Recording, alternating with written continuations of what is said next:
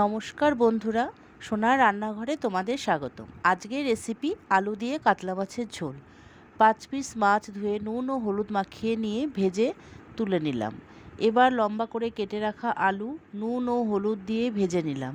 তেলে জিরে ও তেজপাতা ফোড়ন দিয়ে পেঁয়াজ কুচি দিয়ে তারপরে আদা বাটা, জিরে ও কাঁচা লঙ্কা বাটা ও স্বাদমতো নুন হলুদ অল্প জল দিয়ে মশলা কষালাম। এরপরে একটি টমেটো বাটাও দিয়ে দিলাম।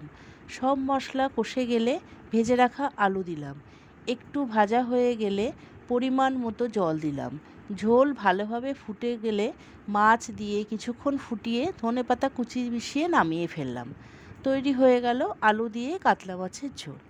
আমার এই রেসিপিটি যদি তোমাদের ভালো লাগে তাহলে প্লিজ একটি লাইক ও সাবস্ক্রাইব করে দিও।